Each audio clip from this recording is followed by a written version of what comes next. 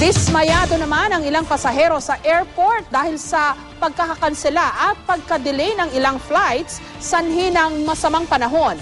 Natapat pa naman ito sa tuloy-tuloy na pagdami ng mga biyaherong nais makauwi sa probinsya para sa Holy Week.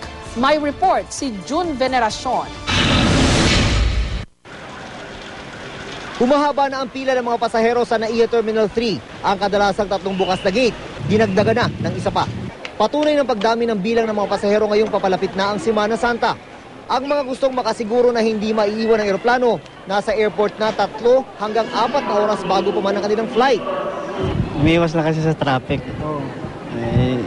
Marami kasi yung daan ginagawa. Mas maganda yung medyo at least sigurado. Naghahanap namin doon, bali maghintay kami ng traffic. Basta nakarating na kami, okay na, maghintay na kami kung anong oras alis. Ang iba sa airport na nagpahinga, ginawang tulugan at upuan ang malamig na lapag. Excited na nga ang karamihan sa kanila na makauwi sa kanilang probinsya. Pero hindi si Ingrid Marie Pendo na unang beses sasakay ng eroplano papuntang Bacolod. Anong gagawin mo sa Bacolod? Bakasyon. Bakasyon. Ito ba ay pang ilang beses mong mag-eroplano? First time. First time mo mag-eroplano? Anong nararamdaman mo ngayon? Nakabahan. Sa mga panahong gaya nito, laging naka-alerto ang security forces laban sa banta ng terorismo at maging sa mga sindikato ng droga.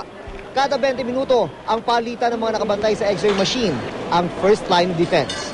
Sila rin ang tagaharang ng mga ipinagbabawal na bagay sa loob ng eroplano, gaya ng baril-barilan. Mahirap dito pag malusutan ka. Kawawa, gano'n na rin. Nandyan din ang mga Blue Guard. Pero kung dati sila ang mga taga-inspeksyon ng ticket ng mga pasahero, ngayon hindi na. Meron na silang no-touch policy. Yung no-touch sir, yung hindi nahawakan, yung tatanungin na lang yung no-touch policy. Kasi yung ibang pasahero magreklamo lalo magmadali. So, ayun na yun sir eh. Hindi nyo na hawakan yung mga ticket na yan? Depende kung ibigay nila sir yan, pwede hawakan namin sir. Dahil sa no-touch policy, wala na ang karaniwang mahabang pila sa entrada ng NAIA Terminal 2.